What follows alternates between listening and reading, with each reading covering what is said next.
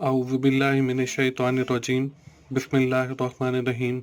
अस्सलाम वालेकुम दोस्तों, मैं हूं मोहसिन रज़ा और आप लोग देख रहे हैं 24/7 टीचर्स ऑनलाइन। दोस्तों, क्लास चल रही है हमारी फाइनेंशियल मैनेजमेंट की और मुझे उम्मीद है कि सारे दोस्त मेरी क्लासेस से फाइनेंशियल मैनेजमेंट सीख रहे होंगे।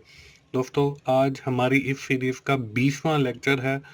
आज की क्लास शुरू करने से पहले मेरी तमाम दोस्तों से गुजारिश है, जो लोग मेरे नए चैनल 24/7 टीचर्स ऑनलाइन पर न्यू हैं या जो लोग मेरी वीडियो पहली बार देख रहे हैं, वो सब लोग मेरे चैनल को जल्दी से सब्सक्राइब कर लें और साथ ही बेल के आइकन पर भी क्लिक कर लें, ताकि जब भी मेरी कोई नई वीडियो आए, जब भी कोई मेरा नया लेक्चर आए, तो आप लोगों तक सबसे पहले पहुंच सके। दोस्तों, आज की जो क्लास है हमारी, उसका जो टॉपिक है वो है बॉन्ड वैल्यूएशन। आज हम लोग बॉन्ड वैल्यूएशन के ऊपर अपनी बात शुरू करेंगे। आज की क्लास शुरू करने से पहले हम लोग ये देख लेते हैं कि हमने पिछली क्लास के अंदर क्या चीज़ें कवर अप की थी। दोस्तों, पिछली क्लास के अंदर हमने बात की थी बॉन्ड्स और शेयर की। उसके अंदर हमने देखा था हमारे पास डिफरेंट टाइप्स के बॉन्ड होते हैं और डिफरेंट ही टाइप्स के शेयर भी मौजूद होते हैं। उसके साथ हमने ये देखा था कि हमारे पास कुछ करेक्टरिस्टिक होती हैं जो हर बॉन्ड या शेयर के साथ अटैच होती हैं। उसमें हमने मैच्योरिटी देखा था, उसमें हमने फेस वैल्यू देखा था, उसमें हमने कूपन इंटरेस्ट रेट देखा था। दोस्तों, ये तो थी हमारी पिछली क्लास। दोस्तों, आज की क्लास में हम लोग क्या चीज़ें कवर अप करने वाले हैं। दोस्तों, आज की क्लास में हम लोग बात करेंगे बॉन्ड वैल्यूएशन के हवाले से और ये देखेंगे कि बेसिकली बॉन्ड वैल्यूएशन होती क्या है, हम बॉन्ड वैल्यूएशन करते क्यों हैं, और उसके साथ ही हम कुछ और बॉन्ड से रिलेटेड टॉपिक्स हैं जिसमें हमारे पास फेस वैल्यू है, कूपन रेट है, मैच्योरिटी है, कॉल प्रोविजन है, पुट प्रोविजन है और सिंकिंग फंड प्रोविजन है। इस हवाले से भी देखेंगे। तो चलिए आज की क्लास का आगाज करते हैं और देखते हैं सबसे पहले कि हमारी ये जो बॉन्ड वैल्यूएशन है ये बेसिकली होती क्या है। दोस्तों, बॉन्ड वैल्यूएशन समझने से पहले आपको ये पता होना चाहिए कि बेसिकली बॉन्ड होता क्या है। हमने पिछले लेक्चर के अंदर भी डिटेल में मैंने आपको समझाया था कि बॉन्ड होता क्या है, but for the time being आज की इस क्लास के अंदर हम सिर्फ बॉन्ड की डेफिनेशन को देखेंगे, जो आपको ग्रीन कलर में स्क्रीन के ऊपर नजर आ रही है। Bond represent debt the borrower to pay the predetermine interest to the lender bond holder. कि बॉन्ड जो है एक डेट है और बॉरोवर एक प्री डिटरमिन इंटरेस्ट रेट पे करता है जिसके पास वो बॉन्ड होता है। अब बॉन्ड वैल्यूएशन क्या है, आज की क्लास में हम यही सीखने वाले हैं। तो चलिए हम देख लेते हैं कि बॉन्ड वैल्यूएशन होती क्या है। Bond valuation means the income from bond. कि बॉन्ड वैल्यूएशन से मुराद वो इनकम है जो बॉन्ड से हासिल की जाती है। Bond started from the real asset. जब भी बॉन्ड इश्यू किए जाते हैं वो किसी न किसी सिक्योरिटी के अगेंस्ट इश्यू किए जाते हैं। ये हमने पिछले क्लास के अंदर पढ़ा था, जिसको हम रियल एसेट कहते हैं। The coupon payment made by the company are generated from the cash flow from the real asset of the company. जब भी कोई कंपनी बॉन्ड इशू करती है तो वो किसी न किसी एसेट के अगेंस्ट करती है। तो हम बॉन्ड वैल्यूएशन से मुराद ये है कि वो जो उसके पास एसेट मौजूद है, वो जो उसके एसेट है, उससे कितना कैश फ्लो जनरेट होगा। जिन लोगों ने बॉन्ड खरीदा है इनको कौन सी कूपन पेमेंट दी जाएगी, कितनी दी जाएगी, क्या इंटरेस्ट रेट होगा, इसको हम बॉन्ड वैल्यूएशन कहते हैं। या उस बॉन्ड की प्राइस क्या होगी। और आज की क्लास के अंदर हम एक एग्जांपल भी करेंगे जिसमें मैं आपको बॉन्ड वैल्यूएशन करके और उसकी प्राइस बॉन्ड की फाइंड आउट करके दिखाऊंगा। दोस्तों, एग्जाम पॉइंट ऑफ व्यू से भी और फाइनेंशियल मैनेजमेंट के पॉइंट ऑफ व्यू से भी ये बहुत अहम सवाल है और हर बंदे को बॉन्ड वैल्यूएशन आनी चाहिए। हम अपनी डिस्कशन बॉन्ड वैल्यूएशन के हवाले से मजीद बढ़ाते हैं और देखते हैं कि बॉन्ड की करैक्टरिस्टिक क्या होती हैं। क्योंकि अगर हम बॉन्ड वैल्यूएशन पढ़ने जा रहे हैं, जब तक हमें बॉन्ड की करैक्टरिस्टिक या उससे रिलेटेड टर्मिनोलॉजीज का पता नहीं होगा तो हम ठीक तरीके से बॉन्ड वैल्यूएशन नहीं कर सकते। दोस्तों इसके अंदर जो सबसे पहली टर्म है वो है फेस वैल्यू। फेस वैल्यू हमने पिछली क्लास में भी पढ़ी थी, अब फिर उसको रिवाइव कर लेते हैं। Face value are some time called par value that is printed on the bond. इससे मुराद वो वैल्यू है जो किसी भी बॉन्ड पर तहरीर होती है, या वो वैल्यू है जिस पर वो बॉन्ड फरोख्त हो रहा होता है। उसके बाद the second terminology in the bond characteristic is maturity life. Maturity or life or duration is the date at which the issued bond is expire. Maturity, life या duration से मुराद ऐसी तारीख है जिस पर हमारा जो बॉन्ड है इसको ख़त्म तस्वुर किया जाता है, इसकी जो वैल्यू है वो ज़ीरो हो जाती है, ये कंपनी जो है वापस अपने बॉन्ड्स को कॉल कर लेती है। उसके बाद the third terminology is the coupon interest rate. अब कूपन इंटरेस्ट रेट क्या है? Coupon interest rate is the rate that is paid to the bond holder. Coupon interest rate से मुराद ऐसा रेट है जो बॉन्ड होल्डर को दिया जाता है। जिस कंपनी ने वो बॉन्ड इशू किए हैं वही कंपनी जो है उस बॉन्ड होल्डर को वो कूपन इंटरेस्ट रेट पे करती है कूपन की सूरत में। दोस्तों ये तो हैं वो तीन टर्मिनोलॉजीज। इसके साथ तीन टर्मिनोलॉजीज और हैं, इनको भी समझना बहुत जरूरी है। समटाइम आपसे ये क्वेश्चन भी पूछ लिया जाता है कि what is meant by call provision and what is meant by put provision, या what is the main difference between the call provision and put provision. अब कॉल प्रोविजन क्या है? Many bonds contain a provision that enable the issuer to buy the bond back from the bond holder at a prespecified price prior to the maturity. कि call provision ये है कि जिस company ने जो bond issue किया है वो किसी भी वक्त अपने बॉन्ड को वापस कॉल कर सकती है एक कीमत के ऊपर, जिसको हम कहते हैं this price is known as call price. Call price उसको कहते हैं। जो भी कंपनी है बॉन्ड इशू करती है, अब उसने ये कहा कि द बॉन्ड मेच्योरिटी है 5 ईयर, उसकी जो लाइफ है, उसकी जो मेच्योरिटी है वो 5 ईयर के बाद मेच्योर होगा। अब 3 ईयर गुजरने के बाद कंपनी जो है उसको वापस कॉल कर लेती है एक खास कीमत के ऊपर, जिसको हम कॉल प्राइस कहते हैं। तो ये जो कॉल होगी इसको हम कॉल प्रोविजन कहेंगे। कंपनी ने उसको वापस कॉल बैक कर लिया है अपने बॉन्ड को, और उसके अगेंस्ट आपको प्राइस पे कर दी है जो आपने पे की थी, या उसके ऊपर आपको कुछ इंटरेस्ट कूपन की सूरत में देकर अपने जो बॉन्ड्स हैं वो वापस ले लिए। उसके बाद आपके पास पुट प्रोविजन आ जाती है। अब पुट प्रोविजन क्या है? Some bond contain a provision that enable the buyer to sell the bond back to the issuer at a prespecified price prior to the maturity. The price is known as put price. अब जब हमने call price की बात की तो उसमें हमने ये देखा कि कंपनी जो है अपनी मैच्योरिटी से पहले उस बॉन्ड को वापस कॉल कर रही है, उसको एक प्राइस के ऊपर जिसको हम कॉल प्राइस कह रहे हैं। लेकिन पुट प्रोविजन के अंदर हम ये देख रहे हैं कि जो बॉन्ड होल्डर है, जिसके पास बॉन्ड मौजूद है या जो बॉन्ड का मालिक है, वो भी मैच्योरिटी से पहले कंपनी को बॉन्ड वापस कर सकता है एक खास कीमत पे, जिसको हम पुट प्राइस कहते हैं। उसके बाद जो अगली टर्मिनोलॉजी है वो सिंकिंग फंड है। अब सिंकिंग फंड क्या होता है? Some bonds are issued with the provision that required the issuer to repurchase a fixed percentage of the outstanding bond each year regardless of the level of interest rate। Company जो bond जारी करती है वो इनको दोबारा एक खास कीमत के ऊपर रीपरचेज कर ले, इसको हम सिंकिंग फंड कहते हैं। तो दोस्तों ये वो 6 टर्मिनोलॉजीज हैं। 3 आपको मैंने पहले दिखाई, जिसमें फेस वैल्यू, मैच्योरिटी लाइफ या कूपन इंटरेस्ट रेट, उसके बाद कॉल प्रोविजन है, पुट प्रोविजन है और सिंकिंग फंड है। जब हमें इन 6 करैक्टरिस्टिक ऑफ बॉन्ड्स का आइडिया होगा तब भी हम बॉन्ड वैल्यूएशन करने के काबिल होंगे।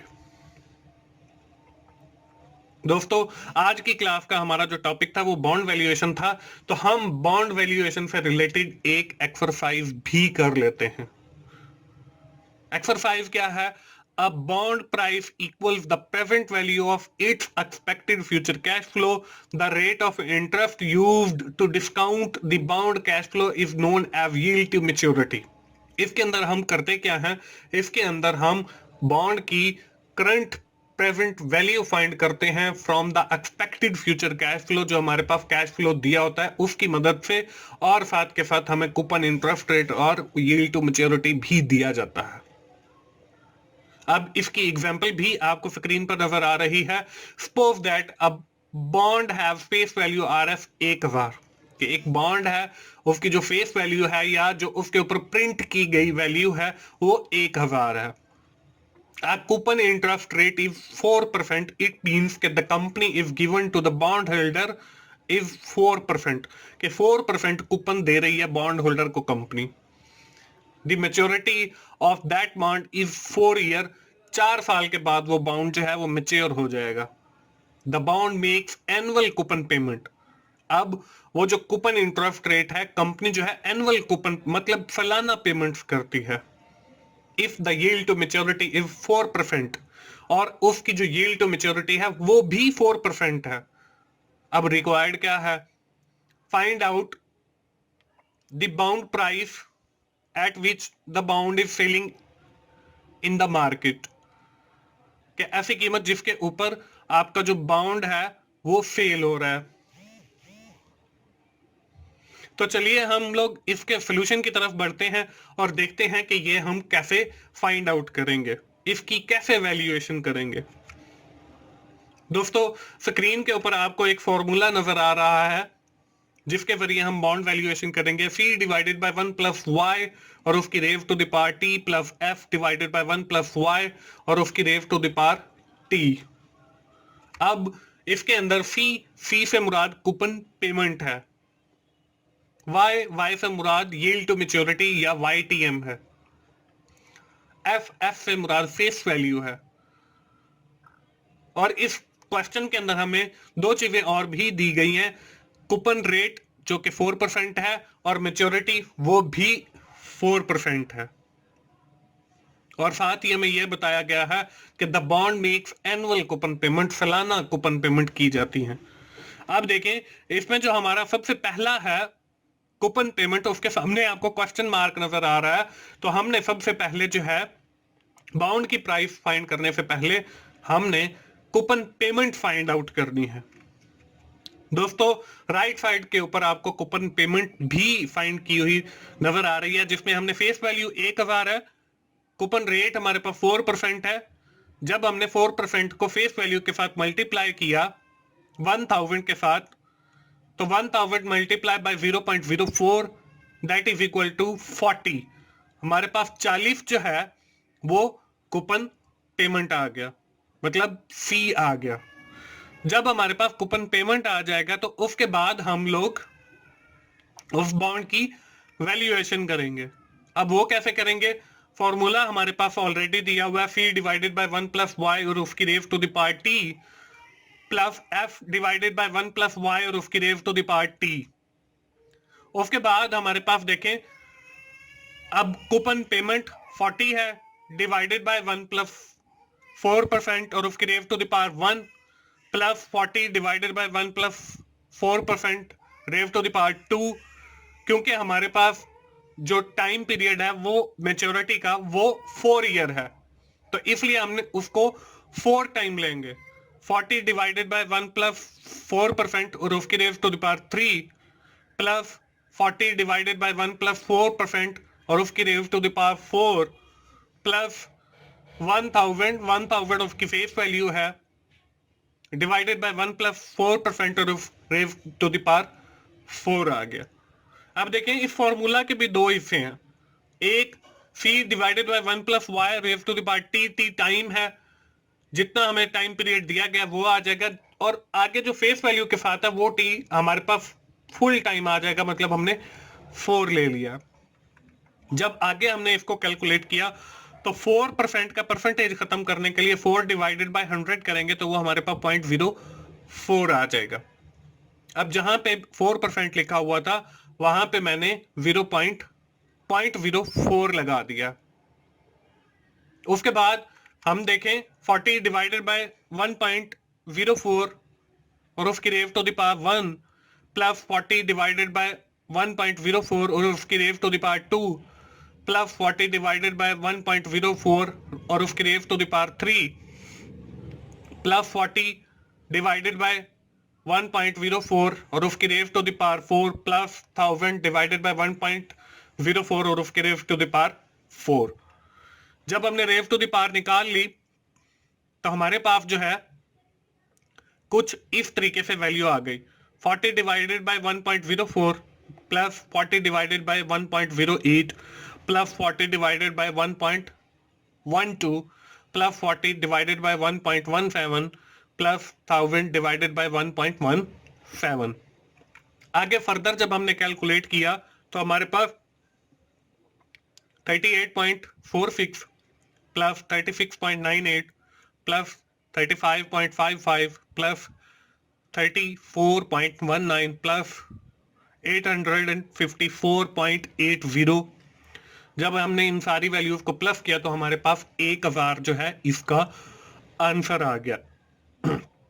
अब हमारा जो बॉन्ड है उसकी जो प्राइस है वो 1000 है, तो ये इसकी नेट प्रेजेंट वैल्यू है या प्राइस है जिसके ऊपर वो बॉन्ड सेल हो रहा है। इसका मतलब ये है कि अगर हम ये बॉन्ड खरीद करते हैं तो हमें ना तो प्रॉफिट होगा ना ही लॉस होगा, क्योंकि उसकी जो फेस वैल्यू है वो भी 1000 है और उसकी जो प्राइस है वो भी 1000 है। और जब उसकी मेच्योरिटी खत्म होगी, मतलब 4 साल खत्म होंगे, तो कंपनी जो है हमें सिर्फ 1000 रिटर्न करेगी। अब इसके ऊपर जो है जो इफेक्ट हुआ है वो कूपन इंटरेस्ट रेट की वजह से हुआ है और यील्ड टू मैच्योरिटी की वजह से हुआ है। तो दोस्तों आइंदा आने वाली क्लास के अंदर मैं आपको और एक एग्जांपल लेकर समझाऊंगा कि ये इफेक्ट कैसे हुआ है। इस वक्त हमने बॉन्ड की प्राइस कैलकुलेट कर ली है। इसके बाद दोस्तों हमारे हर लेक्चर की तरह मैं आपको एक एक्सरसाइज देता हूं जो आपने खुद से सॉल्व करनी है, ताकि मुझे भी पता चले कि आप लोगों को कितनी फाइनेंशियल मैनेजमेंट की समझ आ रही है। दोस्तों एक्सरसाइज आपके सामने है स्क्रीन के ऊपर, थोड़ी सी डिफिकल्ट है, ट्रिकी है, लेकिन मुझे उम्मीद है कि आप लोग इसको कर लेंगे। A company wants to issue an bond that redeemable in 4 year, कि कंपनी एक बॉन्ड इशू कर रही है, उसकी भी मैच्योरिटी 4 ईयर है, for its nominal face value RF 100 and wants to pay annual coupon 500 nominal value, estimate price at which bond should be issued। हमने उसकी प्राइस बतानी है जिस पे बॉन्ड इशू हो रहा है। The bond have following YTM of year wise. Yield to maturity जो है फर्स्ट ईयर के अंदर 3.5% है, सेकेंड ईयर के अंदर 4.0% है, थर्ड ईयर के अंदर 4.7% है, फोर्थ ईयर के अंदर 5.5% है। द 4 ईयर बॉन्ड्स पे फॉलोइंग स्ट्रीम इनकम, उससे जो है हर साल हमें ये इनकम होगी। फर्स्ट ईयर $5 की, सेकेंड ईयर $5 की, थर्ड ईयर $5 की और फोर्थ ईयर के अंदर जाके $105 की। हमने क्या करना है, हमने इस बॉन्ड की प्राइस बतानी है। दोस्तों ये थी हमारी आज की क्लास बॉन्ड वैल्यूएशन के हवाले से। मुझे उम्मीद है सारे दोस्तों को बॉन्ड वैल्यूएशन की समझ आ गई होगी। दोस्तों अगर मेरी वीडियोस आपको अच्छी लग रही हैं तो आप उसे लाइक कीजिए, अपने दोस्तों से शेयर कीजिए, और कमेंट्स की सूरत में फीडबैक दीजिए, और मेरा चैनल 24/7 टीचर्स ऑनलाइन सब्सक्राइब कीजिए, ताकि मेरी हर वीडियो, हर लेक्चर आप लोगों तक पहुंच सके और आप उससे सीख सकें। दोस्तों मोहसिन भाई को दुआओं में याद रखिए। मोहसिन भाई को इजाज़त दीजिए। थैंक यू वेरी मच दोस्तों। अल्लाह हाफिज़।